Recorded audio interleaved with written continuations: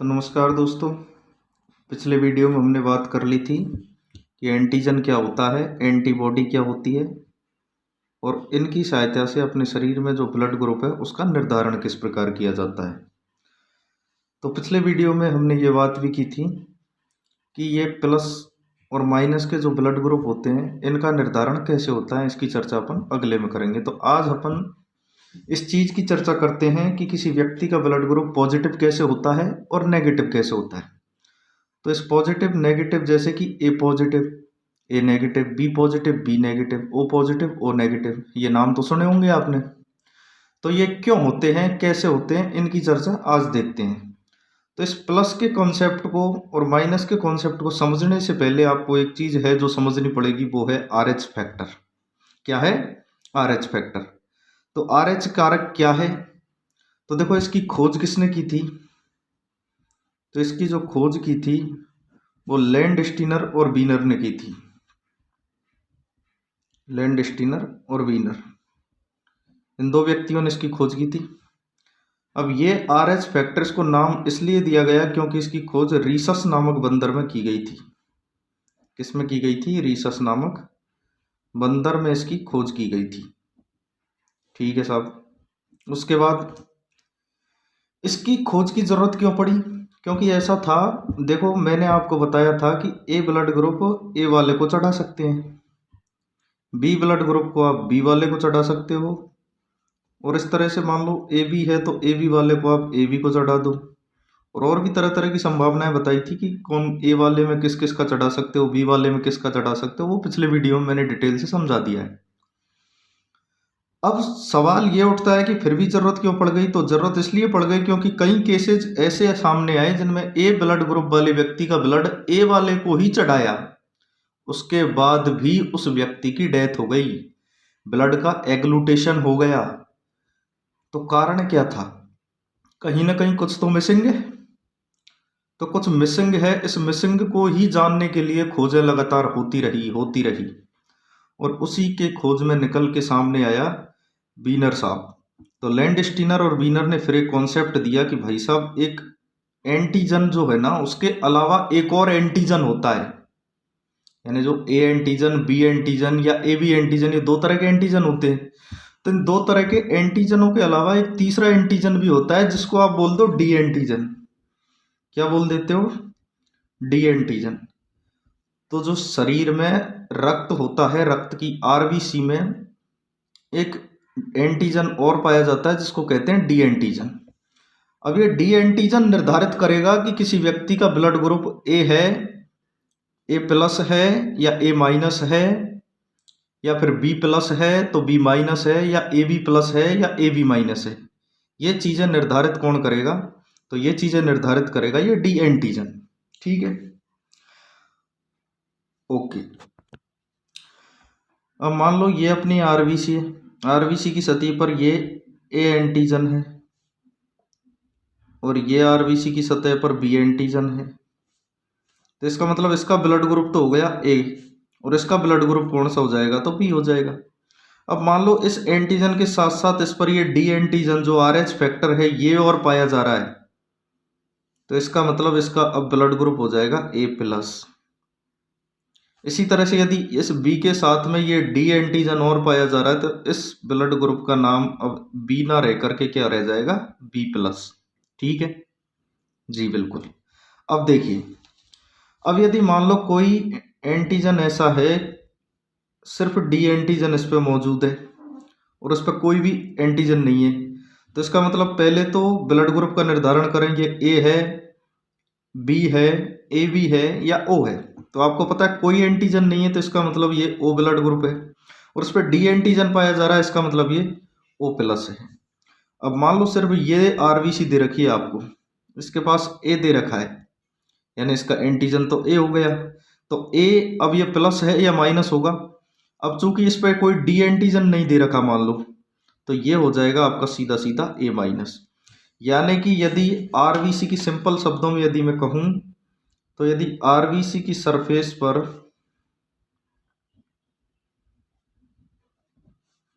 D antigen जो है ना, यदि ये मौजूद है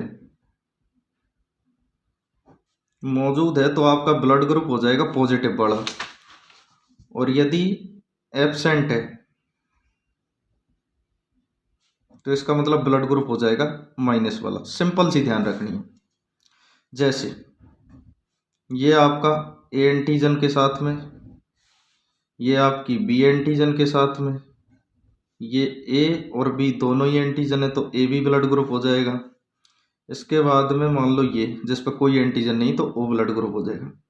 तो अब इसका ब्लड ग्रुप देखें, एक ये ए है और इसके साथ में ये एक डी एंटीजन भी मौजूद है इसका, और ये ए है। ठीक है, अब तक तो अपन ये देख रहे थे। अब देखो उसी तरह से मान लो ये बी एंटीजन है, इसके ऊपर डी एंटीजन भी मौजूद है। इसी प्रकार से ये ए है,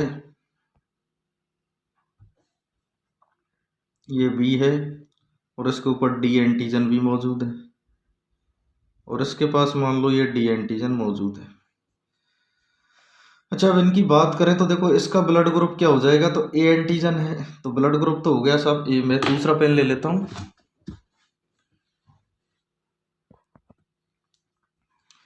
तो इसका ब्लड ग्रुप हो जाएगा ए पॉजिटिव। क्या हो जाएगा? ए पॉजिटिव। इसका ब्लड ग्रुप क्या हो जाएगा फिर? ए नेगेटिव। इसी तरह से ये बी है, बी के साथ डी एंटीजन है तो बी पॉजिटिव, और बी के साथ डी एंटीजन नहीं है तो बी नेगेटिव। इसी तरह से ए बी ब्लड ग्रुप है इसका, और डी एंटीजन मौजूद है तो प्लस का चिन्ह और लगा दो। ये ए बी है और डी एंटीजन है नहीं तो माइनस का लगा दो। ये लो साहब ब्लड ग्रुप हो गया निर्धारण। इसको देखें तो ये ओ ब्लड ग्रुप है, ये भी ओ ब्लड ग्रुप है। अब चूंकि डी एंटीजन मौजूद है तो ओ प्लस, और डी एंटीजन मौजूद नहीं है तो ओ माइनस। ठीक है। अब एक आंकड़ा देखिए आपकी पूरे विश्व में, पूरे के पूरे विश्व में लगभग 85% जो व्यक्ति है ना वो RH पॉजिटिव है, RH फैक्टर पाया जाता है उनमें, अर्थात उनका ब्लड ग्रुप प्लस वाला है।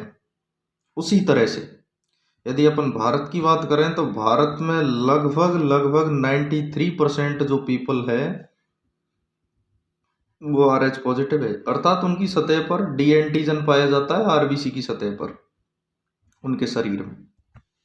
इसका मतलब प्लस ब्लड ग्रुप रखने वाले व्यक्ति पूरे विश्व में ज्यादा है और भारत में भी ज्यादा है। अब बात करते हैं कि ये प्लस होने से और माइनस होने से, ब्लड चढ़ाने से और उसको एक दूसरे को डोनेट करने पे क्या इफेक्ट पड़ेगा, ये चीजें देखते हैं इसमें। तो अब देखो, मान लीजिए एक कोई आरबीसी है मेरे पास ये, और इस पर डी एंटीजन है, ठीक है, और ये कोई एक दूसरी आरबीसी है और इसकी सतह पर कोई डी एंटीजन नहीं है, तो इसका मतलब इसकी प्रकृति पॉजिटिव टाइप की होगी। यानी यदि ये ए ब्लड ग्रुप है तो ए प्लस हो रहा होगा, यदि बी है तो बी प्लस रहा होगा, ए बी है तो ए बी प्लस रहा होगा, और ओ है तो ओ प्लस रहा होगा। सिंपल सी बात है। और इसकी प्रकृति नेगेटिव रही होगी क्योंकि इस पर कोई डी एंटीजन है नहीं। ठीक है। अब देखो, मैंने एक बात आपको पहले के वीडियो में बताई थी कि एंटीजन और एंटीबॉडी दोनों एक साथ नहीं रह सकते, क्योंकि यदि एक साथ हो लिए तो समझ लो एग्लूटेशन हो जाएगा, है ना।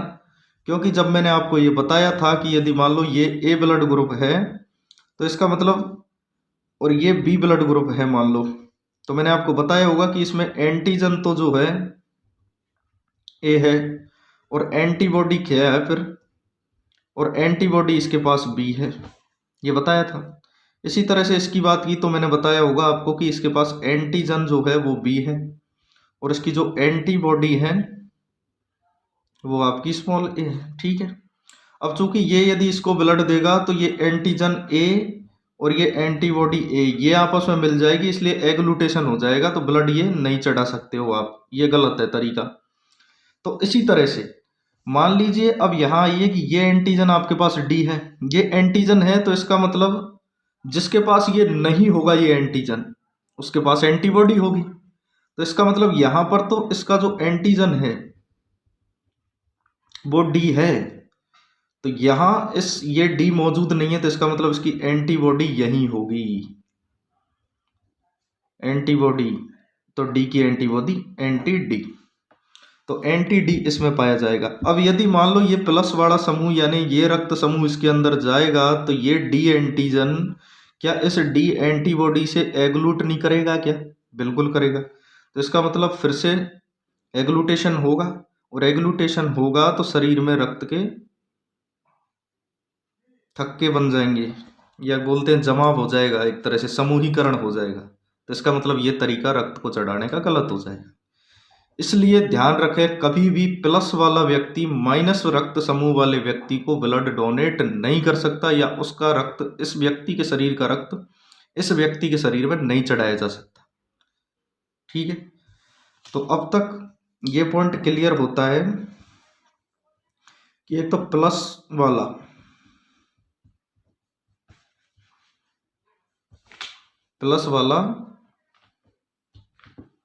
व्यक्ति माइनस रक्त समूह वाले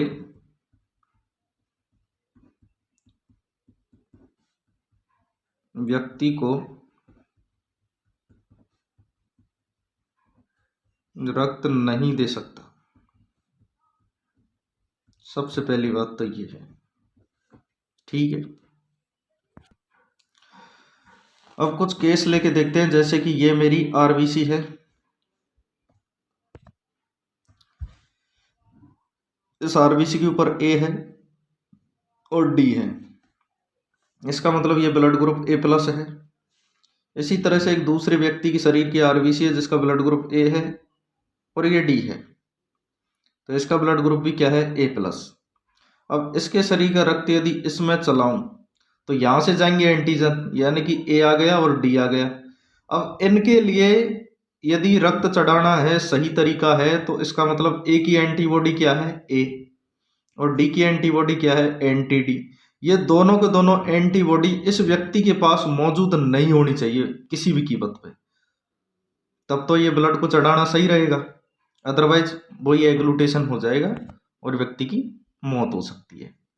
तो अब देख लेते हैं, क्योंकि जब इसके पास एंटीजन है तो एंटीबॉडी तो होगी ही नहीं, तो ये दोनों तो मिलेगी नहीं।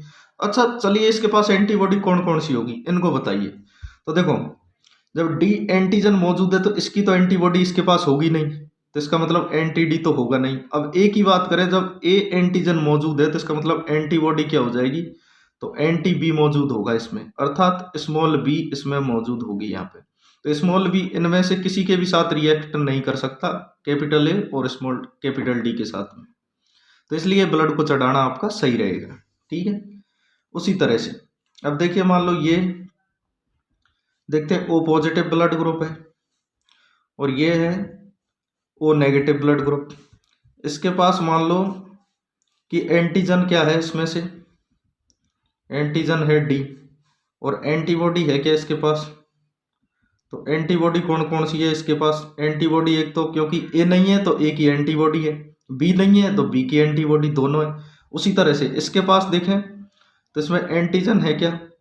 तो एंटीजन तो इसमें कोई सा भी नहीं है, ना तो ए है, ना बी है, ना ए बी है, ना डी है, कोई सा भी एंटीजन नहीं है। तो एंटीबॉडी फिर सबकी होगी इसमें। तो एंटीबॉडी कौन कौन सी पाई जाएगी यहाँ पे? तो एंटीबॉडी देखो, ए की एंटीबॉडी पाई जाएगी, बी की एंटीबॉडी पाई जाएगी, और क्या बोलते हैं, इस डी की एंटीबॉडी डी भी पाई जाएगी। तो अब जैसे ही यदि ब्लड इस व्यक्ति के रक्त इसमें जाएगा तो यहाँ से कौन एंटीजन पधारेगा साहब? डी एंटीजन, और तैयार कौन बैठी है इसमें? Antibody D. तो ये दोनों मिलके एग्लूटेशन कर जाएंगे, तो इसका मतलब ये रक्त समूहीकरण हो जाएगा, तो इसका मतलब ये ब्लड ग्रुप को चढ़ाना सही नहीं है। तो उसी तरह से अब यदि ये चीजें आपको समझ में आ गई है तो एक बार के लिए मैं आपको बता दूं कि माइनस वाले का ब्लड ग्रुप चढ़ा के, जैसे ए माइनस की बात करूं मैं, ए माइनस इसका मतलब पहले आरबीसी, आरबीसी पे ए एंटीजन होगा और माइनस है तो इसका मतलब डी एंटीजन नहीं होगा। ठीक है, और इधर ले लेता हूं मैं, ये ए एंटीजन है, इसका मतलब ब्लड ग्रुप ए हो गया, यार डी एंटीजन है तो इसका मतलब ए प्लस हो गया, ये ब्लड ग्रुप ए माइनस हो गया, ये हो गया ए प्लस। अब ए माइनस वाले के पास में एंटीजन देखेंगे, दाता का हमेशा देखते हैं एंटीजन और ग्राही की देखते हैं हमेशा एंटीबॉडी सॉरी, तो ग्राही की एंटीबॉडी देखते हैं। तो इसके पास कौन कौन सी एंटीबॉडी है? तो इसके पास एंटीबॉडी हो जाएगी, अब एक तो है एंटीबॉडी किसकी? बी की हो जाएगी, क्योंकि ए का एंटीजन है तो बी की एंटीबॉडी हो जाएगी। बी मौजूद नहीं है, बी की एंटीबॉडी। और क्या क्या मौजूद नहीं है? डी मौजूद है, तो डी की एंटीबॉडी होगी नहीं। तो इसके पास केवल एक एंटीबॉडी है और उस एंटीबॉडी का नाम है एंटीबॉडी बी। ठीक है, इसका मतलब अब इसके पास आप कोई भी रक्त ले आओ सिवाय बी एंटीजन के, यानी बी एंटीजन को छोड़ के आप कोई भी रक्त ले आओ तो वो चढ़ा सकते हैं इसमें यदि। लेकिन बी एंटीजन जिस समय आ गया तो समझ लो ये बी एंटीबॉडी इसके साथ एग्लूट कर जाएगी। तो इसका मतलब बी को छोड़ के कोई भी एंटीजन ले आओ उसके पास। अब देखते हैं ए के पास से इस ब्लड ग्रुप में से ये जा रहा है साहब, ये लो ये ब्लड। अब इसका क्योंकि एंटीजन देखते हैं डाटा का एंटीजन इसका ए है। अब ये ए एंटीजन इसके शरीर में जाएगा तो इस ए एंटीजन को रिएक्ट करने के लिए, एग्लूट करने के लिए ए एंटीबॉडी चाहिए। वो है क्या इसके पास कहीं पर भी? तो इसके पास तो बी है, ए तो है ही नहीं कहीं पर भी, स्मॉल ए। तो इसका मतलब ये ब्लड को चढ़ाना आपका सही रहा, क्योंकि इसकी अनुपस्थिति ने इसको सक्रिय कर दिया, इसको सही ठहरा दिया एक तरह से। ठीक है, अब यहां से क्या कॉन्सेप्ट निकल के आया है? कॉन्सेप्ट ये निकल के आया कि माइनस वाला प्लस को ब्लड का समूह वाला व्यक्ति माइनस वाला प्लस को दे सकता है। तो ठीक है, फिर देने दो, क्या दिक्कत है? तो अब ऐसा कौन सा ब्लड ग्रुप है जो सबको ही दे सकता है, और ऐसा कौन सा ब्लड ग्रुप है जो सबका ही ले सकता है? तो चर्चा करते हैं उसकी। बात करते हैं ओ नेगेटिव की। ओ नेगेटिव मतलब ये आरबीसी की सतह पर कोई एंटीजन नहीं, तो ओ ब्लड ग्रुप हो गया। नेगेटिव है इसका मतलब डी एंटीजन भी अनुपस्थित है। ठीक है, अब क्योंकि ये दाता बना देते हैं इसको साहब, क्या बना देते हैं? दाता। अब जो दाता होता है उसका क्या देखते हैं अपन? एंटीजन। तो दाता के पास कोई एंटीजन है क्या? इसके पास कोई एंटीजन नहीं है, एंटीजन नो है, बिल्कुल कोई भी एंटीजन नहीं है। तो अब जब एंटीजन ही नहीं है कोई भी, तो इस ब्लड ग्रुप को आप किसी में चढ़ा दो, क्योंकि एंटीजन एंटीबॉडी से रिएक्ट करेगा, और जब एंटीजन जा ही नहीं रहा तो रिएक्ट करेगा किससे? चाहे कितनी भी एंटीबॉडी हो। यानी कि यदि मैं इसको, यदि अब ए माइनस की बात करूं, जैसे ये ए है, ये ए माइनस हो गया। ये यदि इसके साथ डी एंटीजन और ए एंटीजन है तो ये ए प्लस हो गया, और ये ए एंटीजन है केवल। यदि इस पर बी एंटीजन है, इस पर बी एंटीजन और इसके साथ साथ डी एंटीजन है, तो ये बी प्लस हो गया, ये बी माइनस हो गया। इसी तरह से ये ए बी, ए और बी दोनों हैं तो ए बी, और ए बी और डी दोनों हैं तो ए बी, ये प्लस हो जाएगा, ये ए बी माइनस हो जाएगा। इसी तरह से ये देखें ओ, तो ये ओ माइनस हो गया, और केवल डी एंटीजन है तो ये ओ पॉजिटिव हो गया। अब देखिए यदि इसका ब्लड ग्रुप इसको दे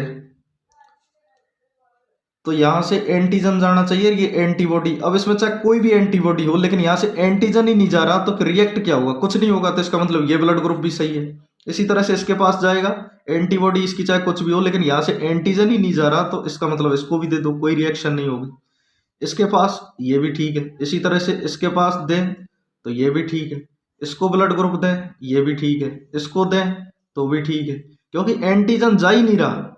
तो जब कोई एंटीजन है ही नहीं है तो इसका मतलब ब्लड ग्रुप तो किसी को भी दे दो आप, कोई दिक्कत ही नहीं आएगी। इसी तरह से चाहे इसको दे दो और चाहे इसको दे दो। तो क्या हुआ? इसका मतलब ओ ब्लड ग्रुप वाला व्यक्ति जिसने सभी को ब्लड डोनेट कर दिया है, सभी के शरीर में उसका रक्त चला गया और कोई एग्लूटेशन भी नहीं हुआ, तो इसका मतलब ये दाता हो गया, और ये सबको दे रहा है, इसलिए इसको बोलते हैं सार्वत्रिक दाता। क्या बोलेंगे इसको? सार्वत्रिक दाता, यूनिवर्सल डोनर।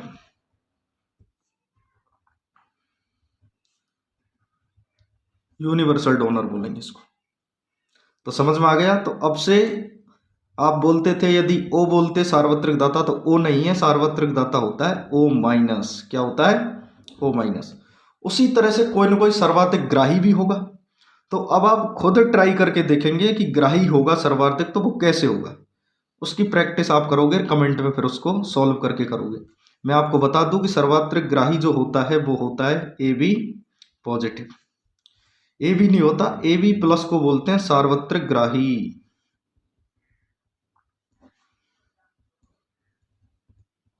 ठीक है, ये हो गया ए बी सर्वत्र ग्राही। और ये कैसे होता है तो इसकी आप खुद प्रैक्टिस करोगे और फिर कमेंट में करके बताओगे कि ये कैसे आया। ठीक है, उसके बाद अब तक अपन ने क्या देखा, एक बार शॉर्ट में देख लेते हैं सारी चीजें। कि समान समूह वाला समान समान को रक्त दे सकता है।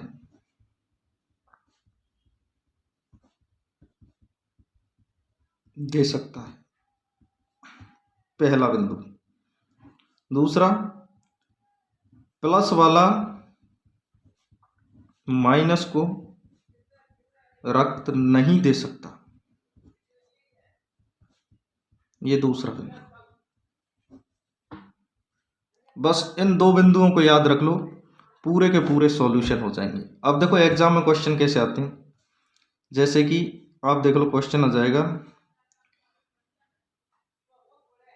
कि दाता ए माइनस है तो ग्राही होगा